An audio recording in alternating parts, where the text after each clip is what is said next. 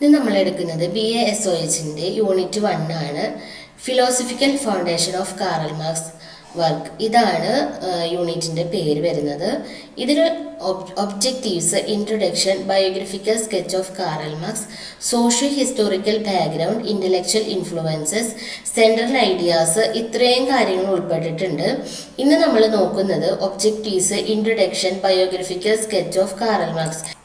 ഒബ്ജക്റ്റീവ്സിൽ വരുന്നത് describe biographical details of Karl Marx, outline main intellectual ideas and perspectives that influenced his writings and explain central ideas in his writings. അതായത് കാറൽ മാർക്സിന്റെ ജീവചരിത്ര വിശദാംശം, അദ്ദേഹത്തിന്റെ എഴുത്തുകളെ സ്വാധീനിച്ച ആശയങ്ങളും കാഴ്ചപ്പാടുകളുടെയും രൂപരേഖ, അദ്ദേഹത്തിന്റെ എഴുത്തുകളിലെ ആശയങ്ങൾ. ഇനി അടുത്തത് നമുക്ക് ഇൻട്രൊഡക്ഷൻ നോക്കാം. കാറൽ മാർക്സ് ഒരു ജർമ്മൻ ഫിലോസഫിക്കൽ ഫിലോസഫർ ആയിരുന്നു. അദ്ദേഹം മൂലധന ഉൽപാദന രീതി, വർഗ സംഘർഷം, രാഷ്ട്രീയ സമ്പദ് വ്യവസ്ഥ, അന്യവൽക്കരണം തുടങ്ങിയ വിഷയങ്ങളെ പറ്റി എഴുതിയിട്ടുണ്ട്. എക്കണോമിക്സ്, ഹിസ്റ്ററി, പൊളിറ്റിക്കൽ സയൻസ്, പിന്നെ സോഷ്യോളജി എന്നീ വിഷയങ്ങൾക്ക് ഒരു മീനിങ്ഫുൾ ഇൻസൈറ്റ് അദ്ദേഹം പ്രൊവൈഡ് ചെയ്തിട്ടുണ്ട്. ഈ യൂണിറ്റിൽ കാറൽ മാർക്സിന്റെ ജീവചരിത്രവും സാമൂഹിക സാമ്പത്തിക വികസനവും പൊളിറ്റിക്കൽ എൻവയോൺമെന്റിന്റെ വികസനവുമാണ് മെയിനായിട്ട് നമ്മൾ പഠിക്കുന്നത്. തുടർന്ന് അദ്ദേഹത്തെ സ്വാധീനിച്ച ഇന്റലക്ച്വൽ ഐഡിയാസിനെ കുറിച്ച് പഠിക്കുന്നു. അവസാനം അദ്ദേഹത്തിന്റെ രചനകളിലെ ആശയങ്ങളെ കുറിച്ചിട്ടും പഠിക്കുന്നുണ്ട്. ഇനി അടുത്തത് biographical sketch of Karl marks ആണ്. കാറൽ മാർക്സിന്റെ ജീവിതത്തെ 5 തരംതിരിക്കാം. ഒന്നാമത്തെയാണ് ഏർലി ഇയേഴ്സ്. ഏർലി ഇയേഴ്സ് എന്ന് പറയുമ്പം ഹെൻറിച്ച് ആൻഡ് ഹെൻറിറ്റ മാക്സിന്റെയും രണ്ടാമത്തെ മകനായിട്ടാണ് കാൾ ഹെൻറിച്ച് മാക്സ് ജനിച്ചത്. മെയ് 5, 1818 അദ്ദേഹം ജനിച്ചത്. അദ്ദേഹത്തിന്റെ പിതാവ് ഒരു അഭിഭാഷകനായിരുന്നു. ഹെൻറിച്ച് മാക്സ് ജർമ്മനിയിലെ ചിതറിക്കിടക്കുന്ന ഒരു ചെറിയ ജൂത സമൂഹത്തിൽപ്പെട്ട ആളായിരുന്നു. ആ സമയത്ത് നെപ്പോളിയൻ ആയിരുന്നു ജർമ്മനി ഭരിച്ചിരുന്നത്. ആ കാലഘട്ടത്തിൽ ജർമ്മൻ വ്യാപാരവും തൊഴിലും മുതലെടുത്തിരുന്നു. അവിടുത്തെ വൈഡർ ഓപ്പർച്യൂണിറ്റീസ് എൻജോയ് ചെയ്യുന്നതിനായിട്ട് നിരവധി ജൂത ഫാമിലീസ് അവരുടെ ട്രഡീഷണൽ ലൈഫിൽ നിന്നും അകന്നു പോയിരുന്നു. അങ്ങനെ 1828 നെപ്പോളിയൻ പരാജയപ്പെട്ടതിന് ശേഷം വിയന്ന കോൺഗ്രസ് ജർമ്മൻ റയൻലൻഡിനെ പെർഷ്യൻ രാജ്യത്തിന് കീഴ്പ്പെടുത്തി. ഇതിനർത്ഥം ജർമ്മനി വീണ്ടും ഫ്യൂഡൽ വ്യവസ്ഥാപിത രാജ്യങ്ങളായി വിഭജിക്കപ്പെട്ടു എന്നും ജൂതന്മാർ വീണ്ടും വംശീയവും രാഷ്ട്രീയവും മതപരവുമായ തടസ്സങ്ങളെ അഭിമുഖീകരിക്കുമെന്നും പറയുന്നു. അവിടെയുള്ള ചിലർക്ക് അവരുടെ പഴയ പാത, അതായത് ട്രഡീഷണൽ ലൈഫ് തിരിച്ചു പിടിക്കാനായിട്ട് കഴിഞ്ഞില്ല. കാറൽ മാർക്സിന്റെ ഫാദറിനും, അതായത് ഹെൻറിച്ചിനും അതുപോലെ തന്നെയായിരുന്നു. അങ്ങനെ പാത തിരിച്ചു പിടിക്കാൻ പറ്റാത്ത ഒരാളായിരുന്നു കാറൽ മാർക്സിന്റെ പിതാവും. 1817 കാറൽ മാർക്സ് ജനിക്കുന്നതിന് 1 വർഷം മുൻപ് ഹെൻറിച്ച് ക്രിസ്ത്യൻ ചർച്ചിലെ ഒരു മെമ്പർ ആയിരുന്നു. കാറൽ മാർക്സിന്റെ മതത്തോടുള്ള ശത്രുതാപരമായ മനോഭാവത്തിന് ഒരു കാരണം അത്തരം രഹസ്യ വ്യക്തികൾ ചിലപ്പോൾ സ്വയം കണ്ടെത്തുന്ന വിചിത്രവും ലജ്ജാകരവുമായ സാഹചര്യമായിരുന്നു. പിതാവിന്റെ ഉപദേശപ്രകാരം കാറൽ മാർക്സ് യൂണിവേഴ്സിറ്റി ഓഫ് ബോണിൽ നിയമ വിദ്യാർത്ഥിയായി ചേർന്നു. 1836 ഓട്ടം സീസണിൽ ബെർലിൻ സർവകലാശാലയിലേക്ക് മാറ്റി. അടുത്തതായി നമ്മൾ നോക്കുന്നത് ബെർലിൻ ദിനങ്ങളാണ്, അതായത് ബെർലിൻ ഡേയ്സ്. ബെർലിൻ സർവകലാശാലയിലെ അദ്ദേഹത്തിന്റെ വർഷങ്ങൾ ഹെഗലിയൻ തത്വചിന്തയുടെ സ്വാധീനത്തിലായിരുന്നു. അദ്ദേഹം യങ് ഹെഗലിയൻസ് എന്നറിയപ്പെടുന്ന ഒരു ഗ്രൂപ്പിൽ ജോയിൻ ചെയ്തു. ജർമ്മൻ ബുദ്ധിജീവികൾക്കിടയിൽ അതൊരു നിരാശയുടെ കാലഘട്ടമായിരുന്നു. നിയമവിദ്യാർത്ഥിയായിരിക്കെ ഹെഗലിന്റെ പ്രധാനപ്പെട്ട ശിഷ്യന്മാരിൽ ഒരാളായ എഡ്വേർഡ് ഗാൻസിനെ പ്രഭാഷണങ്ങളിൽ അദ്ദേഹം പങ്കെടുത്തു. എഡ്വേർഡ് ഗാൻസ് കാറൽ മാർക്സിനെ ഒരുപാട് കാര്യത്തിൽ ഇൻഫ്ലുവൻസ് ചെയ്തിരുന്നു. തിയറിറ്റിക്കൽ ക്രിറ്റിസിസത്തിന്റെ രീതി എഡ്വേർഡ് ഗാൻസിൽ നിന്നും മാർക്സ് പഠിച്ചു. ചരിത്രത്തിൻ്റെ എല്ലാത്തരം തത്വചിന്തകളും പ്രയോഗിക്കുന്നതിനും പരിശോധിക്കുന്നതിനുമുള്ള നിയമാനുസൃത മേഖല നിയമശാസ്ത്രത്തിൽ ഗാൻസ് മാർക്സിന് കാണിച്ചു കൊടുത്തു. ഇത് യുവ മാർക്സിസത്തിൻ്റെ പോസിറ്റിവിസത്തിൻ്റെ ഹെഗലിയൻ ആശയങ്ങളുടെ ഒരു എതിരാളി സംവിധാനം നിർമ്മിക്കാനായിട്ട് ഇത് ശ്രമിച്ചു. മെറ്റാഫിസിക്കൽ സ്പെക്കുലേഷൻ ഉപേക്ഷിക്കാൻ പിതാവിൻ്റെ അഡ്വൈസ് ഉണ്ടായിട്ടും മാർക്സ് ലോ സ്റ്റഡി ഉപേക്ഷിച്ച് തത്വചിന്തയിൽ മുഴുകി. കൊളോണിലെ ഒരു പബ്ലിസിസ്റ്റായ മോസസ് ഹെസ് കാർൽ മാർക്സിനെ ആർട്ടിക്കിൾസ് എഴുതാൻ ഇൻവൈറ്റ് ചെയ്തു. പിന്നീട് കാർൽ മാർക്സ് അതിൻ്റെ ചീഫ് എഡിറ്ററായിട്ട് ചുമതല ഏറ്റെടുത്തു.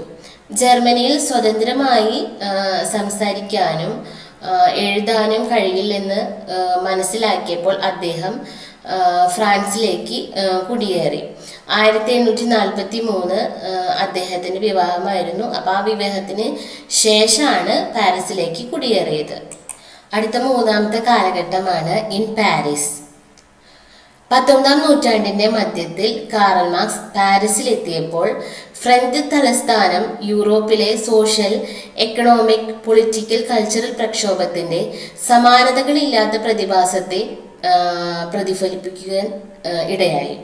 കാർൽ മാർക്സിനെ സംബന്ധിച്ചിടത്തോളം അദ്ദേഹത്തിൻ്റെ മൈൻഡിൽ ഒരു ചോദ്യം മാത്രമേ ഉണ്ടായിരുന്നുള്ളൂ: ഫ്രഞ്ച് വിപ്ലവത്തിൻ്റെ പരാജയത്തിനുള്ള വിധി എന്തായിരുന്നു? ഈ ചോദ്യത്തിന് ഉത്തരം കണ്ടെത്താൻ കാർൽ മാർക്സ് എന്താണ് ചെയ്തതെന്ന് നിങ്ങൾക്കറിയാമോ?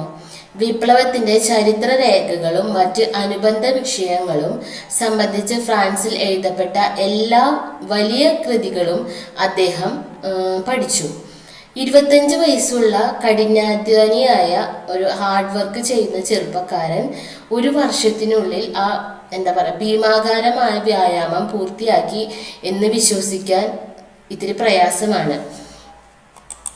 യുവ ഹെഗേലിയന്മാരുടെ കൂട്ടത്തിൽ ചേർന്നതുപോലെ അവൻ രാവും പകലും വായിച്ചു. ഹെഗലിനിസത്തെക്കുറിച്ച് എല്ലാം അറിയാൻ കാർൽ മാർക്സ് ആഗ്രഹിച്ചു. ഫ്രാൻസിലെയും ഇംഗ്ലണ്ടിലെയും സാമ്പത്തിക വിദഗ്ധന്മാരുടെ ഒരു വായന മാർക്സിന് ഫ്രാൻസിനെയും ജർമ്മനിയെയും കുറിച്ചുള്ള നിരവധി പ്രശ്നങ്ങൾ വ്യക്തമാക്കാനായിട്ട് ഇടയായി. ഫ്രഞ്ച് സോഷ്യലിസ്റ്റ് എഴുത്തുകാരുടെയും ഇംഗ്ലീഷ് സാമ്പത്തിക വിദഗ്ധരുടെയും ഇൻഫ്ലുവൻസ് ഉണ്ടായിട്ടും കാർൽ മാർക്സ് അവരുടെ സ്കോളർഷിപ്പിനെ കുറിച്ചുകൂടി വിമർശിച്ചു.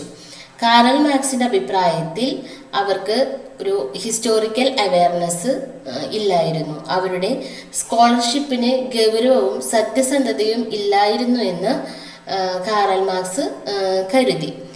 ഹെഗലിനിസത്തെ വിമർശനാത്മകമായി വിമർശിച്ചിരുന്നെങ്കിലും ഘടനയെക്കുറിച്ചുള്ള ഹെഗലിൻ്റെ വീക്ഷണത്തെ കാർൽ മാർക്സ് ആക്സെപ്റ്റ് ചെയ്തിരുന്നു. മറ്റൊരു വിധത്തിൽ പറഞ്ഞാൽ ഹ്യൂമൻ ഹിസ്റ്ററിയുടെ പ്രോസസ്സിൻ്റെ ഘടകങ്ങളുടെ ഫോർമൽ റിലേഷൻസിനെ അദ്ദേഹം വിശ്വസിച്ചു. എന്നാൽ ഘടകങ്ങളെക്കുറിച്ചുള്ള അദ്ദേഹത്തിൻ്റെ ധാരണ ഫ്രഞ്ച് ചിന്തകനായ സെയിൻറ്റ് സൈമണിൻ്റെയും അദ്ദേഹത്തിൻ്റെ ശിഷ്യന്മാരുടെ വീക്ഷണത്തെക്കുറിച്ചുള്ള പഠനത്തെ അടിസ്ഥാനമാക്കിയുള്ളതായിരുന്നു. ഹെഗലിൻ്റെ വിമർശനം പുതിയ കാഴ്ചപ്പാടും പ്രവർത്തന പദ്ധതിയും സൃഷ്ടിക്കുന്നതിനുള്ള ഒരു അടിത്തറ നൽകിയത് ഇങ്ങനെയാണ്. ഒരു ജർമ്മൻ റാഡിക്കലും പരുത്തി നിർമ്മാതാവിൻ്റെ മകനായ ഫെഡറിക് ഏംഗൽസ് എന്ന വിപ്ലവകാരനെ കാർൽ മാർക്സ് പാരീസിൽ കണ്ടുമുട്ടിയതും ഇതേ സമയത്ത് തന്നെയാണ്.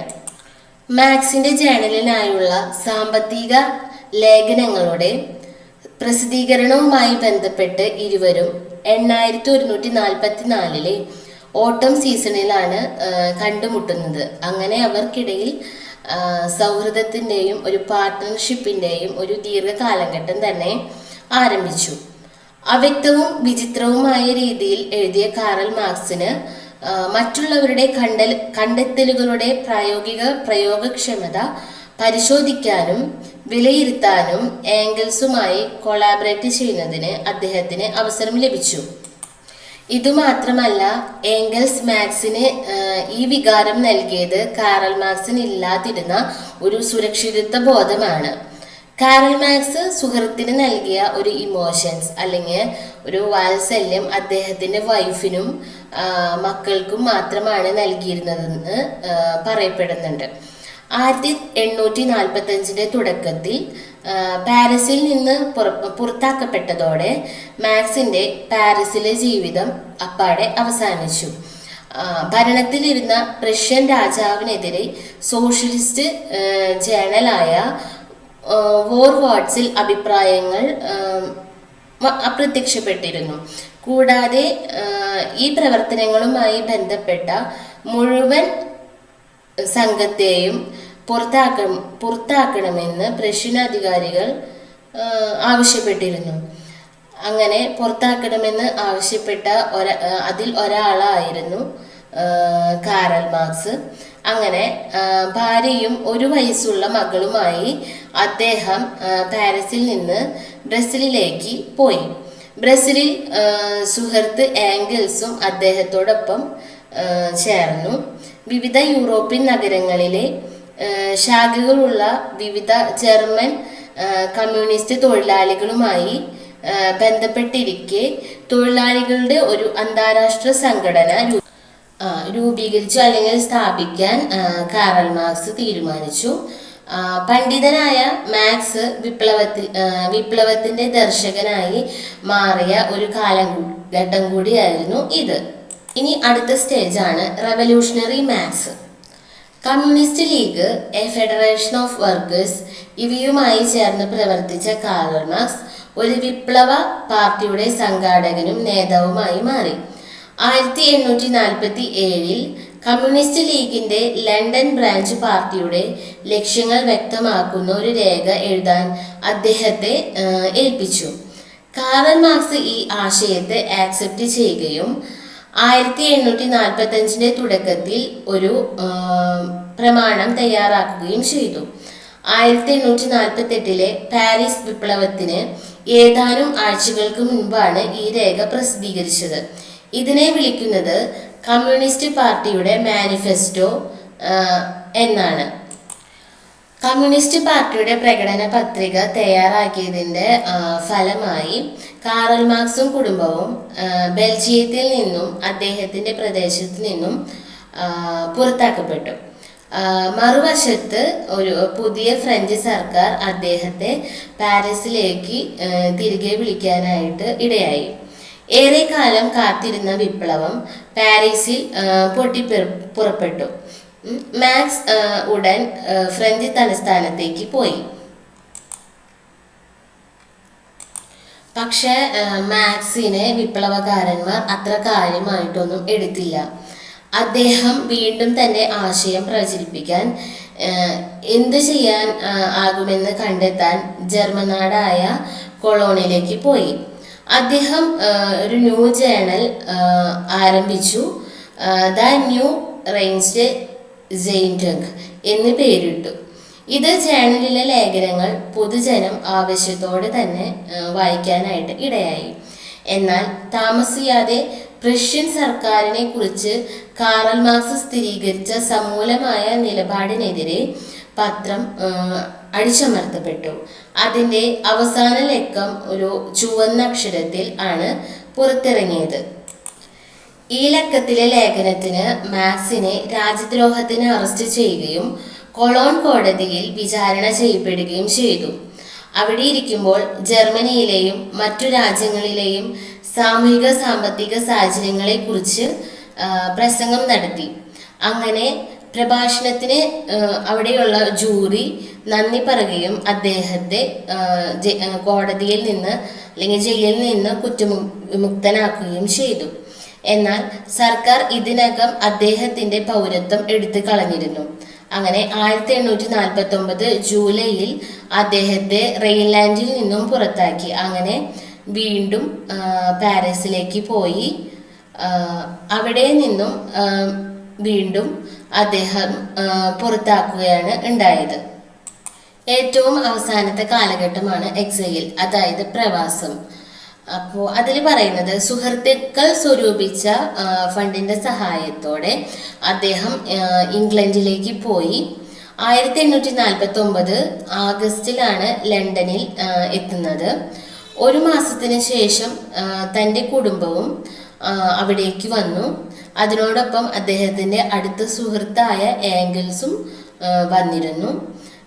കാരൽ മാർക്സ് ഇംഗ്ലണ്ടിൽ ഏതാനും ആഴ്ചകൾ മാത്രമാണ് നിൽക്കുള്ളൂ എന്നാണ് എല്ലാവരും പ്രതീക്ഷിച്ചിരുന്നത്. എന്നാൽ വാസ്തവത്തിൽ അദ്ദേഹത്തിൻ്റെ മരണം നടന്നത് 1883 അദ്ദേഹത്തിൻ്റെ മരണം വരെയും അവിടെ താമസിക്കാനായിട്ട് ഇടയായി. അക്കാലത്ത് യൂറോപ്പിൽ ഒരു സംഭവ വികാസങ്ങൾ കാര്യമായി ബാധിച്ചിരുന്നില്ല. അദ്ദേഹം അധികം പ്രശ്നങ്ങളും ഇല്ലാതെ തന്നെ ജീവിക്കാൻ കഴിഞ്ഞിരുന്നു. എന്നിരുന്നാലും അദ്ദേഹം ആപേക്ഷിക നിഷ്ക്രിയത്വവും ഭൗതിക ദാരിദ്ര്യവും നയിച്ചിരുന്നു. പക്ഷേ ഇതൊക്കെ അദ്ദേഹം ഒരു തിങ്കറായി, ഒരു ചിന്തകനായി വളരാൻ അദ്ദേഹത്തെ ഹെൽപ്പ് ചെയ്തിട്ടുണ്ട്. 1864 ലണ്ടൻ വർക്കേഴ്സ് ഇന്റർനാഷണലിൻ്റെ ഒരു രൂപീകരണം നടത്തി. ജർമ്മൻ ആർട്ടിസൻസിൻ്റെ ഒരു എക്സിക്യൂട്ടീവ് കമ്മിറ്റിയിൽ ചേർന്നു. ആ സംഘടനയുടെ ചുമതല കാറൽ മാർക്സ് ഏറ്റെടുത്തു. 1848 മുതൽ 1864 വരെ തൊഴിലാളികളുടെ സോഷ്യോ എക്കണോമിക് സർവേ ഉൾപ്പെടുത്തി. ഇത് അതിവേഗം വളരാനായിട്ട് ഇടയായി. 1867 ദാസ് ക്യാപിറ്റലിൻ്റെ ആദ്യ വാല്യം പബ്ലിഷ് ചെയ്തു. ഇത് ഫ്രഞ്ച്, ഇംഗ്ലീഷ്, റഷ്യൻ, ഇറ്റാലിയൻ ഭാഷകളിൽ ട്രാൻസ്ലേറ്റ് ചെയ്യപ്പെട്ടു. ഇത് ഇന്ത്യയിൽ വിവിധ ഭാഷകളിൽ വിവർത്തനം അല്ലെങ്കിൽ ട്രാൻസ്ലേറ്റ് ചെയ്യപ്പെട്ടിട്ടുണ്ട്. 30 വർഷത്തെ രചനകൾ റഷ്യക്കെതിരെ ആയിരുന്നു. പിന്നീട് അദ്ദേഹത്തിൻ്റെ ആശയത്തെ അവർ സ്വാഗതം ചെയ്തു. അദ്ദേഹത്തെ ലോകത്തെ ഏറ്റവും വലിയ നായകനായിട്ട് അവരെ ഏറ്റെടുക്കുകയും അദ്ദേഹം മാറുകയും ചെയ്തു. മുതലാളിത്ത വർഗത്തെ അട്ടിമറിക്കുകയായിരുന്നു അദ്ദേഹത്തിൻ്റെ ലക്ഷ്യം. തൊഴിലാളികളെ സംരക്ഷിച്ചുകൊണ്ട് മുതലാളിത്ത വർഗത്തെ അട്ടിമറിക്കുകയായിരുന്നു അദ്ദേഹം ചെയ്തിരുന്നത്. അങ്ങനെ ദീർഘകാലത്തെ ശ്വാസകോശ രോഗത്തെ തുടർന്ന് 1883 മാർച്ച് 14 ഉറക്കത്തിലാണ് കാറൽ മാർക്സ് മരിക്കുന്നത്. അങ്ങനെ ഇന്നത്തെ ക്ലാസ് അവസാനിച്ചു. അപ്പോൾ ഇന്ന് നമ്മൾ നോക്കിയത് objectives, introduction, biographical sketch of Karl marks. അതിൽ വരുന്നത് എയർലി ഇയേഴ്സ്. ആദ്യത്തെയാണ് എയർലി ഇയേഴ്സ്, രണ്ടാമത്തെ ബെർലിൻ ഡേയ്സ്, മൂന്നാമത്തെ ഇൻ പാരീസ്, നാലാമത്തെ റെവല്യൂഷണറി മാർക്സ്, അഞ്ചാമത്തെ എക്സൈൽ.